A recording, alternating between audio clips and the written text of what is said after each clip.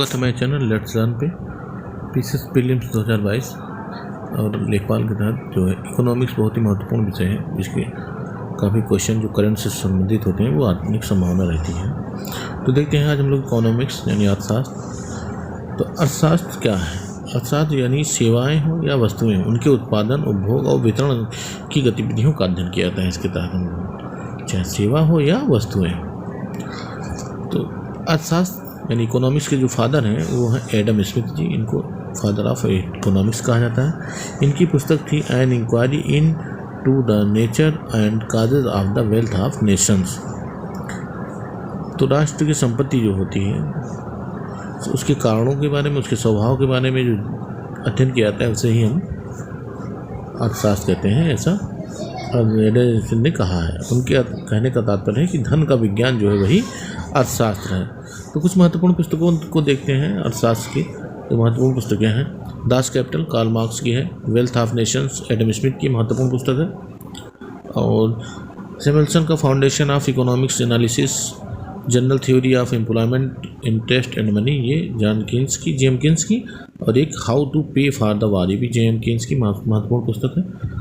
और अन्य महत्वपूर्ण में रॉबिन्स की है nature and significance of economic science, principle of economics Alfred Marshall की है। तो देखने लायक है। भारतीय अर्थव्यवस्था के बारे में हम देख लेते हैं थोड़ा। तो जो अर्थव्यवस्था होती है, आर्थिक विकास की दृष्टि से अगर देखें तो अर्थव्यवस्था को 3 भाग में बांट सकते हैं: विकसित अर्थव्यवस्था, अल्प विकसित अर्थव्यवस्था और विकासशील। यानी विकसित हो, एक विकासशील हो और एक अल्प विकसित हो। ये अब विकसित अर्थव्यवस्था में जैसे कि हम अमेरिका की अर्थव्यवस्था को देख सकते हैं। ये क्या होता है, सामाजिक और आर्थिक दृष्टि दोनों से में उन्नत होते हैं, चाहे सामाजिक रूप से देखा जाए चाहे आर्थिक दृष्टि से, दोनों में। यानी प्रति व्यक्ति आय अच्छा होता है और लोगों के रहन सहन स्वभाव अच्छा होता है, यानी सामाजिक दृष्टि और आर्थिक दृष्टि दोनों में अच्छी होती है। इनका जो उत्पादन और उपभोग का जो स्तर होता है वो भी काफ़ी उच्च होता है। राष्ट्रीय आय अधिक होती है, प्रति व्यक्ति आय भी अधिक होती है। बचत एवं विनियोग यानी इन्वेस्टमेंट भी ज़्यादा करते हैं और बचत भी ज़्यादा कर लेते हैं। पूंजी निर्माण की दर भी ऊंची होती है। जैसे हम देखें, निम्न जनसंख्या वृद्धि दर होती है। जनसंख्या वृद्धि दर वहाँ की भी निम्न होती है, जैसे अमेरिका है, जापान है, ब्रिटेन है, जर्मनी है, फ्रांस, ये सब विकसित अर्थव्यवस्था आती है। अल्प विकसित अर्थव्यवस्था क्या होती है, वो सामाजिक दृष्टि से और आर्थिक दृष्टि से पिछड़ापन होता है उसमें। जैसे कि अल्प विकसित यानी विकसित का उल्टा होता है, अल्प विकसित होते हैं। उपभोग और उत्पादन का निम्न स्तर होता है, प्रति व्यक्ति आय कम होती है, राष्ट्रीय आय भी कम होती है। पूंजी निर्माण की निम्न दर होती है, उच्च जनसंख्या वृद्धि दर यहाँ ऊंची होती है, ये उल्टा होता है। जो जनसंख्या दे रही है वहाँ निम्न होती है, यहाँ जनसंख्या वृद्धि दर उच्च होती है। कृषि पर निर्भरता यहाँ ज़्यादा होती है। अशिक्षा होती है, बेरोजगारी ज़्यादा होती है, जैसे युगांडा है, बुरुंडी है, नामीबिया है। ये अफ्रीकी देश ज़्यादातर अल्प विकसित देश में ही आते हैं। देखते हैं विकासशील देश, तीसरी जो है विकासशील देश। कुछ अर्थव्यवस्थाएं ऐसी होती हैं जहाँ अल्प विकसित अर्थव्यवस्था की विशेषताएं तो पाई जाती हैं, उनमें विकसित देश होने की अपार संभावनाएं होती हैं। अल्प विकसित होती हैं लेकिन वहाँ विकसित होने की संभावनाएं ज़्यादा मौजूद होती हैं, उसे विकासशील अर्थव्यवस्था कहा जाता है। जैसे भारत है, चीन है, ब्राज़ील है, इस तरह की जो अर्थव्यवस्थाएँ हैं वो विकासशील अर्थव्यवस्थाएँ कहलाती हैं। पूंजीवादी अर्थव्यवस्था क्या होता है? पूंजीवादी अर्थव्यवस्था के अंतर्गत लाभ का उद्देश्य प्रधान होता है। तो यहाँ जो है पूंजीवादी अर्थव्यवस्था में जो निजी स्वामित्व होता है, यानी स्वामित्व पे जो होता है वो निजी लोगों का अधिकार होता है, उत्पादन पर भी। पूंजी अर्थव्यवस्था को हम बाजार आधारित अर्थव्यवस्था कहते हैं। ये लाभ के लिए ही कार्य करते हैं, मुख्य रूप से इनका कार्य होता है वो लाभ कमाना ही इनका मुख्य उद्देश्य होता है। इसे अनियोजित अर्थव्यवस्था भी कहते हैं। इन पर सरकार का कोई नियंत्रण नहीं होता। किंतु जो सामाजिक अर्थव्यवस्था होती है, सोशलिस्ट इकोनॉमी, उसमें मांग, पूर्ति, कीमत, उत्पादन, इन सब पे सरकार का नियंत्रण होता है, सरकार का महत्वपूर्ण नियंत्रण होता है। नियोजित अर्थव्यवस्था इनको कहा जाता है। समाजवादी अर्थव्यवस्था की अवधारणा रूस से ली गई थी। 1917 में जो बोल्शेविक की क्रांति हुई थी, रूस की क्रांति जो हुई थी 1917 में बोल्शेविक की, उसी से अवधारणा ली गई थी। मिश्रित अर्थव्यवस्था में क्या होता है, सार्वजनिक क्षेत्र और निजी क्षेत्र दोनों का सह अस्तित्व होता है, दोनों समान रूप से कार्य करते हैं मिश्रित अर्थव्यवस्था में। अर्थव्यवस्था के क्षेत्र हम देखते हैं, इसमें 3 क्षेत्र होते हैं: प्राइमरी, सेकेंडरी और टर्सरी क्षेत्र। जो प्राकृतिक संसाधनों पर निर्भर होते हैं उनका दोहन करके जो क्षेत्र होता है वो हम प्राथमिक क्षेत्र या प्राइमरी सेक्टर कहते हैं। और इन प्राथमिक क्षेत्रों पर जो निर्भर करते हैं जो क्षेत्र, उनको हम द्वितीयक क्षेत्र कहते हैं। द्वितीयक क्षेत्र में उद्योग आते हैं या औद्योगिक क्षेत्र भी इनको कहते हैं। तो पहले क्षेत्र में प्राथमिक क्षेत्र में जैसे कृषि है, पशुपालन है, मछली पालन, खनन है, वानिकी है, रेशम पालन, ये सब जो है दुग्ध उत्पादन, ये सब क्या है प्राथमिक क्षेत्र में आते हैं। द्वितीय क्षेत्र में जो प्राथमिक क्षेत्र पर निर्भर करते हैं, जैसे इन पर आधारित जो भी गतिविधियाँ होती हैं, उद्योग आधारित होते हैं, उनको हम उद्योगिक क्षेत्र कहते हैं। जैसे कारखाने, निर्माण, बिजली उत्पादन, जल आपूर्ति आदि द्वितीय क्षेत्र में आते हैं। इन्हें औद्योगिक क्षेत्र भी कहा जाता है। तीसरी क्षेत्र जो है तृतीय क्षेत्र सेवा क्षेत्र होता है। इन्हें तृतीय क्षेत्र में विभिन्न सेवाएं प्रदान करने वाली इकाइयाँ होती हैं, जैसे परिवहन, शिक्षा, बैंकिंग, बीमा, होटल, चिकित्सा, पर्यटन, डाकखाना, सरकारी विभाग, प्रशासन, अमृत आदि ये सभी होते हैं। आर्थिक विकास की माप को हम यहाँ देखेंगे। आर्थिक विकास की माप और आर्थिक विकास की तुलनात्मक स्थिति को ज्ञात करने के लिए हम कुछ आधारभूत विधियाँ हैं उनको हम अपनाते हैं। जैसे आधारभूत आवश्यकता प्रत्यागम, पहला है आधारभूत आवश्यकता प्रत्यागम। दूसरा जीवन की भौतिक गुणवत्ता निर्देशांक प्रत्यागम। जो आधारभूत आवश्यकता होती है, रोटी है, कपड़ा है, मकान है, इस चीज़ होती है आधारभूत आवश्यकता प्रत्यागम इसको कहते हैं। भौतिक गुणवत्ता निर्देशांक में क्या होता है, जो उस समय के आर्थिक विकास के मापने की जो इकाइयाँ हैं, जैसे शिशु मृत्यु दर, साक्षरता दर, जीवन प्रत्याशा सूचकांक, इनका औसत मान प्रयोग किया जाता है इसमें। तीसरा है क्रय शक्ति क्षमता, यानी परचेजिंग पावर कितना है, खरीदने की क्षमता, उसके आधार पर भी किया जाता है। तो अगर अभी देखा जाए तो सबसे पहले इसका प्रयोग 1993 में अंतर्राष्ट्रीय मुद्रा कोष यानी IMF द्वारा किया गया था 1993 में। विभिन्न देशों के रहन सहन के स्तर की तुलना के लिए हम विश्व बैंक द्वारा PPP यानी विधि का प्रयोग करते हैं, परचेजिंग पावर, ठीक है, इसका हम प्रयोग करते हैं। आगे हम लोग देखते हैं विश्व बैंक के आंकड़ों के अनुसार 2019 में GNI क्रय शक्ति क्षमता के आधार पर भारत जो था वो PP के आधार पर तीसरी सबसे बड़ी अर्थव्यवस्था थी विश्व में। पहले नंबर पे चीन, दूसरे नंबर पे अमेरिका, तीसरे नंबर पे भारत था। जुलाई 2021 में को जो है विश्व बैंक के जो आंकड़े जारी होते हैं उसमें GDP के आधार पर देखा जाए तो विश्व की सबसे बड़ी अर्थव्यवस्था जो अमेरिका, संयुक्त राज्य अमेरिका USA, और भारत के अनुसार अमेरिका, चीन, जापान, जर्मनी और UK के बाद छठवां स्थान पे था भारत। नंबर 1 पे अमेरिका, फिर नंबर 2 पे चीन, नंबर 3 पे जापान, नंबर 4 पे जर्मनी, फिर UK और छठवां स्थान पे भारत। 2021 में स्थिति थी 20 में। मानव विकास सूचकांक में देखा जाए तो ह्यूमन डेवलपमेंट इंडेक्स जो है HDI, काफ़ी बार इसके प्रश्न पूछा गया है। इसका प्रतिपादन जो किया था वो 1990 में शास्त्री महबूबुल हक ने किया था। 3 चरों को शामिल किया गया था इसमें, जीवन प्रत्याशा सूचकांक, शिक्षा सूचकांक और आय सूचकांक, 3 प्रत्याशा हैं। जीवन प्रत्याशा सूचकांक क्या होता है, जन्म के समय जीवन प्रत्याशा यानी जीवन कितनी रहेगी इसकी आंकड़ा निकाला जाता है, उसे कहते हैं जन्म के समय जीवन प्रत्याशा। शिक्षा सूचकांक में 2 आंकड़ों को लिया जाता है, स्कूल के समय में स्कूल अवधि के औसत वर्ष लिया जाता है और स्कूल अवधि का जो अनुमानित वर्ष होता है, एक औसत वर्ष एक अनुमानित वर्ष, इसको लिया जाता है। आय सूचकांक में जो जीवन निर्वाह स्तर का क्रय होता है, मापन क्रय शक्ति क्षमता के आधार पर प्रति व्यक्ति सकल राष्ट्रीय उत्पाद आय GNI पर कैपिटा से किया जाता है।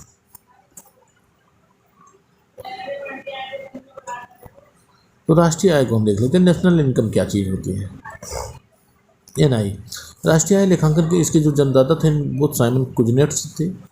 साइमन कुजनेट्स, इनको नोबेल पुरस्कार मिला था इसके लिए। सबसे पहले अगर भारत में देखा जाए तो प्रति व्यक्ति आय की गणना दादा भाई नौरोजी ने किया था 1868 में। उस समय उन्होंने बताया था कि भारत की प्रति व्यक्ति आय 20 रुपये है। राष्ट्रीय आय की गणना के लिए 1949 में सबसे पहले एक आयोग बना था, PC महालनोबिस की अध्यक्षता में आयोग बना था, राष्ट्रीय आय समिति।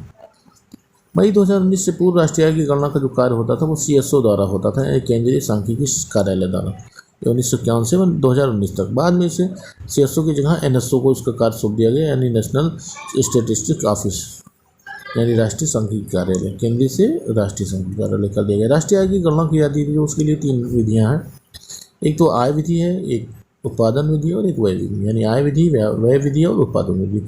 भारत में जो है देखिए इनमें से 2 विधियों का ही प्रयोग किया जाता है, आय विधि और उत्पादन विधि, 2 प्रकार की विधियों का प्रयोग किया जाता है। राष्ट्रीय आय की प्रमुख अवधारणाएं देख लेते हैं। तो 2 अवधारणाएं हैं, घरेलू उत्पाद और राष्ट्रीय उत्पाद। अच्छा देखते हैं घरेलू उत्पाद यानी डोमेस्टिक प्रोडक्ट क्या होता है और नेशनल प्रोडक्ट क्या होता है। तो घरेलू यानी GDP की बात करते हैं, बहुत GDP की बात हमेशा होती रहती है, पेपर में भी हम लोग देखते रहते हैं, परीक्षा में भी पूछा जाता है। तो किसी एक वित्तीय वर्ष में, यानी अपने यहाँ वित्तीय वर्ष 1 अप्रैल से चालू होता है, 1 अप्रैल से 31 मार्च तक वित्तीय वर्ष होता है। किसी देश में निवास करने वाले सभी व्यक्तियों जिसमें विदेशी भी, यानी अगर देखा जाए तो किसी देश की भौगोलिक सीमा के अंदर शामिल, इसके अंदर चाहे जो रहता है, विदेशी रहते हैं और भारतीय रहते हैं, जो भी रहते हैं, उनके द्वारा जितनी भी वस्तुओं और सेवाओं का उत्पादन किया जाता है उसको हम सकल घरेलू उत्पाद जीडीपी कहते हैं। अगर हम जीएनपी की बात करें, भारतीय संदर्भ में जीएनपी यानी राष्ट्रीय आय की सभी अवधारणाओं में सबसे व्यापक अवधारणा है जीएनपी, ग्रॉस नेशनल प्रोडक्ट। तो जीडीपी में यदि हम विदेशियों से अर्जित विशुद्ध आय को भी हम जोड़ लेते हैं तो उसे जीएनपी कहते हैं। तो इसमें हम जीएनपी देखते हैं, जीएनपी क्या चीज़ है, तो जीडीपी यानी भौगोलिक सीमा के अंतर्गत आने वाले जो पूरी इनकम है भारतीय द्वारा और जो विदेशी रहते हैं उनके द्वारा, उसमें हम जो हमारे भारतीय विदेशों में भी रहते हैं उनकी आय को भी अगर इसमें जोड़ दिया जाता है तो वो हमारा हो जाता है जीएनपी, ग्रॉस नेशनल प्रोडक्ट हो जाता है वो हमारा। तो जीएनपी जो है वो जीडीपी से बड़ी अवधारणा है। अब हम देखते हैं एनएनपी क्या होता है, यानी नेट नेशनल प्रोडक्ट, यानी निवल राष्ट्रीय उत्पाद। सकल राष्ट्रीय उत्पादन में से पूंजीगत वस्तुओं के मूल्यह्रास जो नुकसान होते हैं, मशीनरी का जो नुकसान होता है, उन सबको यदि घटा दिया जाए, यानी एनएनपी बराबर होता है जीएनपी माइनस मूल्यह्रास, तो उसको घटा दिया जाए तो हमें एनएनपी नेट नेशनल प्रोडक्ट हमको प्राप्त हो जाता है।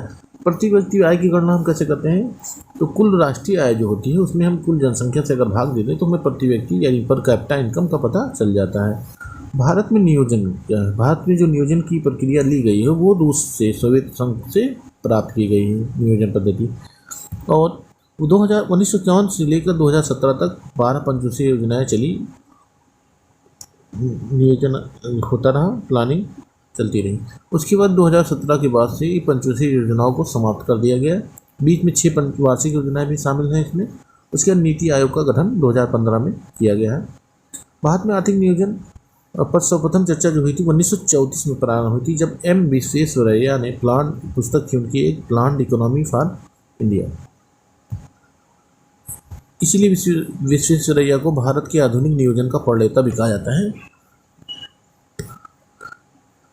आर्थिक नियोजन क्या है? आर्थिक नियोजन एक प्रक्रिया है, आर्थिक नियोजन प्लानिंग है एक। तो ये वह प्रक्रिया है जिसके अंतर्गत पहले से निर्धारित जो उद्देश्य हमारे होते हैं उनकी प्राप्ति के लिए सीमित प्राकृतिक संसाधन है उनका सीमित और कुशलतम उपयोग किया जाता है, जिससे हम अधिकतम उत्पादन कर सकें, अधिकतम लाभ कमा सकें। भारत में नियोजन का जो लक्ष्य है तथा सामाजिक उद्देश्यों के स्रोत संविधान में उल्लिखित राज्य के नीति निर्देशक तत्वों द्वारा निर्धारित होते हैं। यानी हम जो प्राकृतिक संसाधनों का दोहन करेंगे वो भी अपने राज्य के नीति निर्देशक तत्वों के प्रावधान के तहत ही करेंगे, अधिकतर दोहन नहीं कर सकते हैं हम। एक जो नियमावली बनी है, नियम बने हैं, उन्हीं के अनुसार हम इसका दोहन करेंगे। तो भारतीय संविधान की जो 7वीं अनुसूची है उसी में समवर्ती सूची में ये उद्धृत है, लिखा हुआ है, वर्णित है। अब इकोनॉमिक की बात हम कर लेते हैं। तो सबसे पहले जो नेशनल प्लानिंग कमेटी का गठन हुआ था वो 1938 में कांग्रेस के अध्यक्ष जब थे सुभाष चंद्र बोस जी, उन्हीं के समय में जवाहरलाल नेहरू की अध्यक्षता में राष्ट्रीय नियोजन समिति का गठन 1938 में किया गया था। राष्ट्रीय नियोजन समिति 1943 में जो है गांधीवादी योजना लाई थी, गांधीयन प्लान श्री मन नारायण अग्रवाल ने लाई थी, गांधीवादी योजना।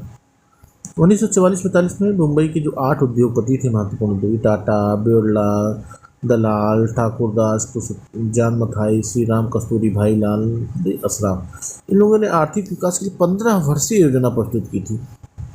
8 उद्योगपतियों ने मिलकर 15 वर्षीय, जिसे बॉम्बे में चूँकि प्लान बना था इसलिए बॉम्बे प्लान या टाटा बिरला जो सबसे महत्वपूर्ण व्यक्ति थे इसमें, टाटा बिरला के नाम पे टाटा बिरला योजना भी इसको कहा जाता है, जो 1944-45 में गठन हुई। ब्रिटिश सरकार ने भी 1944 में नियोजन एवं विकास विभाग की स्थापना की और उस समय इसके अध्यक्ष बनाया गया था आदेशित दलाल को। नियोजन एवं विकास विभाग का गठन 1944 में एम एन राय और भारतीय श्रमिक संघ की ओर से रूसी योजना से प्रेरित होकर इन्होंने पीपुल्स प्लान, लोगों का प्लान योजना प्रस्तुत किया था एम एन राय ने और भारतीय श्रमिक संघ के पीपुल्स प्लान कहा जाता है। 1950 में जयप्रकाश नारायण ने जो है शोषण विहीन समाज की स्थापना के लिए उन्हें सर्वोदय योजना का प्रस्तुत किया था जयप्रकाश नारायण ने 1950 में, यानी आज़ादी के बाद। आज़ादी के बाद जो है 1947 में अखिल भारतीय कांग्रेस समिति ने नेहरू जी की अध्यक्षता में आर्थिक कार्यक्रम समिति का गठन किया था, इकोनॉमिक प्लानिंग कमेटी। इस समिति ने 25 जनवरी 1939 को अपने एक प्रस्ताव में यह सिफारिश की कि देश में एक अस्थायी योजना आयोग का स्थापना होनी चाहिए। इसके फलस्वरूप 15 मार्च 1950 को मंत्रिमंडल के प्रस्ताव से योजना आयोग का गठन किया गया। 15 मार्च 1950 को पूछा गया प्रश्न है कि योजना आयोग का गठन कब किया गया था, तो 15 मार्च 1950 को किया गया था। किसकी सिफारिश पर किया गया था? 25 जून आर्थिक नियोजन कार्यक्रम समिति का गठन हुआ था, उसी की सिफारिश पे किया गया था, जिसकी अनुशंसा पे योजना आयोग की अनुशंसा पे पहला जो प्रथम पंचवर्षीय योजना थी वो 1 अप्रैल 1951 से शुरू हुई और 1956 तक 31 मार्च 1956 तक चली थी। अब हम कुछ पंचवर्षीय योजनाएं जो 12 पंचवर्षीय योजना थी उनके संबंध में देख लेते हैं, जो महत्वपूर्ण है। तो पहला हेरोल्ड डोमर मॉडल पर आधारित था, दूसरा पीसी महालनोबिस मॉडल पर आधारित था। प्रथम में कृषि को महत्व दिया गया था, दूसरे में उद्योगों को महत्व दिया गया था, मुख्य रूप से कृषि, दूसरे में उद्योगों को। पहली काफ़ी सफल योजना रही, दूसरी भी लगभग सफल योजना रही।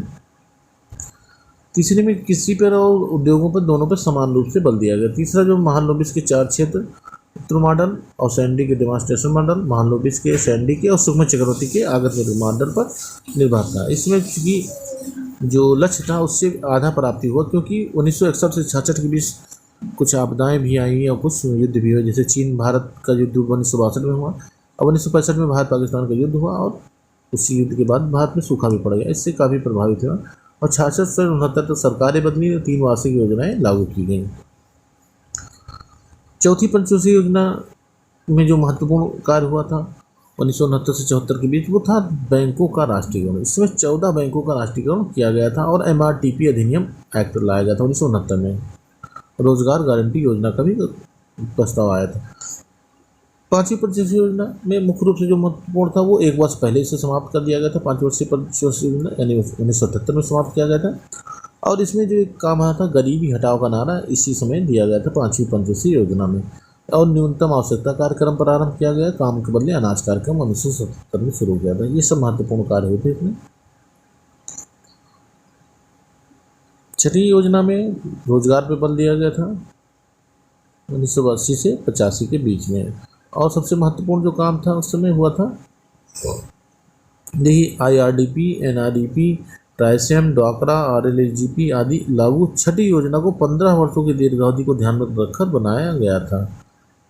इस कारण से पर्सपेक्टिव प्लानिंग भी कहा है। छठवीं योजना को क्या कहा जाता है? पर्सपेक्टिव प्लानिंग, क्योंकि 15 वर्ष की योजना को शामिल करके इसमें बनाया गया था। और इसमें पहली बार अर्थव्यवस्था के आधुनिकीकरण के लक्ष्य को शामिल किया गया था।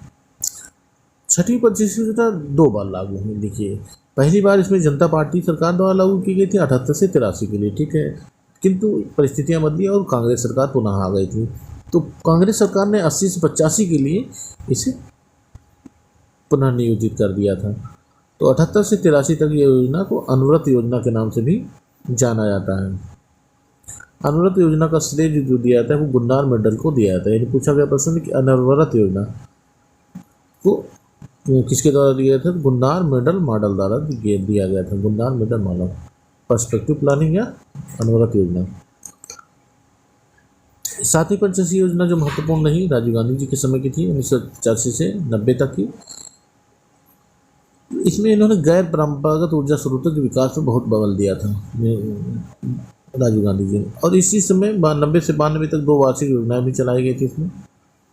8वीं पंचवर्षीय योजना की महत्वपूर्ण कार्य था वो प्राथमिक शिक्षा का सार्वभौमिकरण किया गया इसमें। और 15 से जो 35 साल के लोग थे उनमें निरक्षरता उन्मूलन कार्यक्रम चलाया गया था। 9वीं पंचवर्षीय योजना में शिक्षा, घर, पोषक आहार, गांव में बस्तियों में सड़क, इन सब पे विशेष रूप से बल दिया गया था, यानी आर्थिक विकास पर ज़्यादा बल दिया गया था। 10वीं पंचवर्षीय योजना में मुख्य रूप से कई लक्ष्य निर्धारित थे, तो अपने लक्ष्य से कम रही थी 10वीं पंचवर्षीय योजना। 11वीं पंचवर्षीय योजना में भी अपने लक्ष्य से कम रही। 12वीं पंचवर्षीय योजना कि जो मुख्य लक्ष्य थे 12वीं पंचायत योजना के, तो उसमें था 8% की वार्षिक दर से वृद्धि करना, कृषि की वृद्धि 4% की दर से होना और विनिर्माण में 10% की वृद्धि होना। पहली 3 योजनाओं के लक्ष्य राष्ट्रीय आय के संदर्भ में निर्धारित किए गए थे। चौथी योजना का लक्ष्य शुद्ध घरेलू उत्पाद के संदर्भ में था। 1 जनवरी 2015 को जो है प्रधानमंत्री मोदी ने जो है नीति आयोग, योजना आयोग को हटाकर उसकी जगह पे नीति आयोग का गठन किया और ये योजना आयोग के स्थान पे इसने स्थान ले लिया। सहकारी संघवाद के सिद्धांत का प्रतिपालन करते हुए भारत सरकार के नीतिगत मुद्दों पर सलाह देने हेतु एक थिंक टैंक की भांति कार्य कर रहा है। नीति आयोग ने पूर्ववर्ती योजना आयोग की तुलना में अधिक समावेशी संस्था है। नीति आयोग की हम संरचना देख लेते हैं अगर वर्तमान में, तो संरचना इस प्रकार है। अध्यक्ष इसके प्रधानमंत्री होते हैं, भारत सरकार के जो प्रधानमंत्री होंगे वो अध्यक्ष होंगे। भारत सरकार का जो उपाध्यक्ष होता है डॉक्टर राजीव कुमार थे, इन्होंने अभी जल्द ही इस्तीफा दे दिया है। डॉक्टर राजीव कुमार ने, जो उपाध्यक्ष होते हैं वो कैबिनेट मंत्री के स्तर का दर्जा प्राप्त होता है। सीईओ थे मुख्य अमिताभ कांत और पूर्वकालिक सदस्य professor Ramesh Chandra, V K. Saraswat, doctor V K. Pal आदि थे। अब हम देखते हैं गरीबी। गरीबी क्या है? गरीबी को देखते हैं मुख्य रूप से। गरीबी या निर्धनता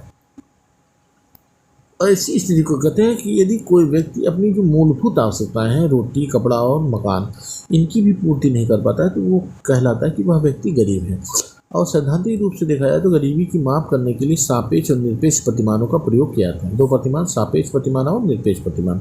सापेक्ष प्रतिमान क्या होता है? सापेक्ष गरीबी वह स्पष्ट करता है कि विभिन्न आय वर्गों के बीच कितनी विषमता है, विषमता को दिखाता है। तो इसके लिए 2 विधियां हैं, एक लारेंज वक्र विधि और एक गिनी गुणांक विधि। 2 विधियों को लिया जाता है। लारेंज वक्र तथा गिनी गुणांक दोनों ही आय की विषमता से संबंधित है।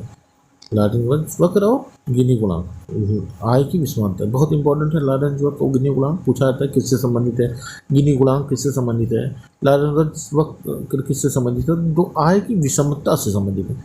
जो समाज में वर्ग हैं, किसी की आय ज़्यादा है, किसी की आय कम है, तो उनमें जो संबंध है उसको लारेंज वक्र और गिनी गुणांक प्रदर्शित करते हैं। लारेंज वक्र क्या है? 1905 में मैक्स ओ लारेंज ने और गिनी गुणांक को कोरेनेडो गिनी ने 1912 में इटली ने विकसित किया था। इन्हीं दोनों के नाम पे, लारेंज के नाम पे लारेंज वक्र और गिनी के नाम पे गिनी गुणांक रखा गया है। निरपेक्ष गरीबी क्या होती है? गरीबी की जो वास्तविक संख्या के आकलन हेतु न्यूनतम आवश्यक मानदंड का प्रयोग किया जाता है। इस न्यूनतम जो उपभोग मानदंड को ही निर्धनता रेखा कहा जाता है, यानी BPL। भारत में गरीबी को मापने के लिए निरपेक्ष प्रतिमान का प्रयोग किया जाता है। भारत में गरीबी कैसे नापी जाती है? निरपेक्ष प्रतिमान से भारत में गरीबी नापी जाती है। गरीबी के निर्धारण के लिए जो प्रमुख प्रयोग है वो दादा भाई नौरोजी ने poverty and un-British rule in India में पहली बार गरीबी के मापन की अवधारणा प्रस्तुत किया था। योजना आयोग द्वारा देश में गरीबी की माप के लिए 1989 में प्रोफेसर D.T. लकड़वाला की अध्यक्षता में गठित किया था। योजना आयोग ने जो गठित किया था वो गरीबी नापने के लिए 1989 में लकड़वाला समिति का गठन किया था।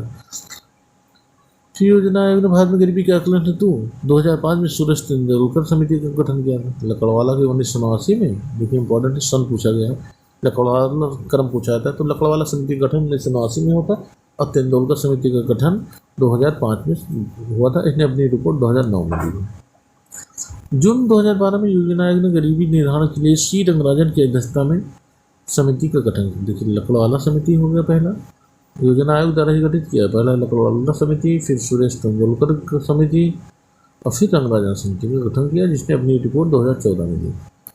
रंगराजन समिति ने ग्रामीण क्षेत्रों के लिए 972 रुपये प्रति व्यक्ति और शहरी क्षेत्रों के लिए 1407 रुपये प्रति व्यक्ति मासिक उपभोग वैसे कम उपभोग वाले व्यक्ति को BPL माना, बिलो पॉवर्टी लाइन। तो गांव में माना कि 972 रुपये प्रति व्यक्ति और शहर में 1407 रुपये प्रति व्यक्ति अगर कमा रहा है तो वह गरीब नहीं है। इससे कम कमाने वाले को गरीबी रेखा के नीचे रखा गया था। गरीबी निवारण एवं कल्याणकारी योजनाएं। तो गरीबी राष्ट्रीय खाद्य सुरक्षा अधिनियम 2013 लाया गया था। सरकार द्वारा राष्ट्रीय खाद्य सुरक्षा अधिनियम 2013 पारित किया, जिसका उद्देश्य था देश के प्रत्येक नागरिक को पर्याप्त मात्रा में खाद्यान्न उपलब्ध कराया जाए, उन्हें खाद्य एवं पोषण सुरक्षा मिले और वे गरिमापूर्ण जीवन जी सके। इस अधिनियम के अंतर्गत 75% ग्रामीण और 50% शहरी आबादी को शामिल किया गया था, यानी कि 67% दोनों को मिलाया है तो 67% आबादी को भोजन का कानूनी अधिकार प्रदान किया गया था। राष्ट्रीय खाद्य सुरक्षा मिशन द्वारा 2013 में। अंत्योदय योजना क्या है? 25 दिसंबर 2000 को 1 करोड़ अति निर्धन परिवारों को रियायती दर पर खाद्यान्न उपलब्ध कराने के उद्देश्य से ये अंत्योदय अन्न योजना शुरू किया गया था 25 दिसंबर 2000 को। वर्तमान में देखा जाए तो इस योजना के तहत भारत के 2.5 करोड़ गरीब अर्थात गरीबी रेखा से नीचे जीवन के 38% परिवार जो हैं प्रति माह 35 किलोग्राम अनाज रियायती दर पे, चावल 3 रुपये किलो और गेहूँ 2 रुपये किलो पर उपलब्ध कराया जा रहा है राष्ट्रीय खाद्य सुरक्षा के तहत। 2.5 करोड़ परिवारों को दिया था। प्रधानमंत्री किसान संपदा योजना 2017 में केंद्र प्रायोजित योजना संपदा यानी scheme for agro marine processing and development of agro processing clusters को मंजूरी प्रदान की गई, जिसका 26 मई 2017 को पुनर्नामकरण करते हुए किसान संपदा योजना कर दिया गया। वर्तमान में यह योजना प्रधानमंत्री किसान संपदा योजना के नाम से जानी जाती है। प्रधानमंत्री किसान संपदा योजना एक व्यापक पैकेज है जिसके फलस्वरूप खेत से लेकर खुदरा बिक्री केंद्रों तक दक्ष आपूर्ति श्रृंखला प्रबंधन के साथ आधुनिक अवसंरचना का जन्म होगा। देख लेते हैं कुछ यहाँ योजनाएं दी हैं महत्वपूर्ण। राष्ट्रीय ग्रामीण रोजगार गारंटी योजना 2006 में शुरू हुआ। नरेगा भारत निर्माण योजना कार्यक्रम 2005 में शुरू हुआ। अंत्योदय अन्न योजना 2000 में शुरू हुआ। जनश्री बीमा योजना 2000 में शुरू हुआ।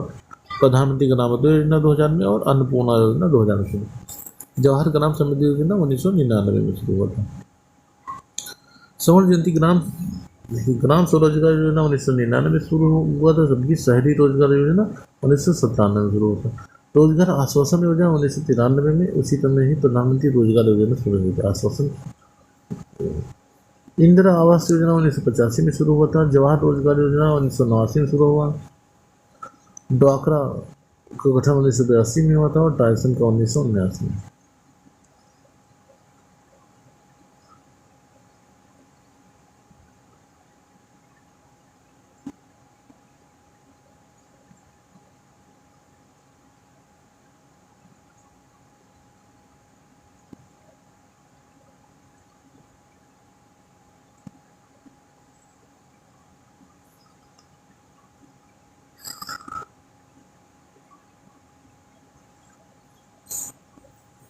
महात्मा गांधी राष्ट्रीय ग्रामीण रोजगार गारंटी योजना मनरेगा की शुरुआत हुई थी। राष्ट्रपति ने 5 सितंबर 2005 को स्वीकृति प्रदान करने के उपरांत राष्ट्रीय ग्रामीण रोजगार गारंटी योजना का शुभारंभ अनंतपुर जिले से आंध्र प्रदेश में स्थित है, वहाँ से 2 फरवरी 2006 को देश के 200 जिलों में शुरू किया था।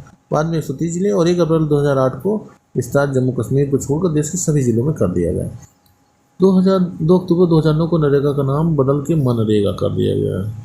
2 अक्टूबर 2009 को ये पूछा गया प्रश्न कब नरेगा का नाम मनरेगा किया गया था। तो महात्मा गांधी राष्ट्रीय ग्रामीण रोजगार गारंटी योजना 2 अक्टूबर 2009 को किया गया।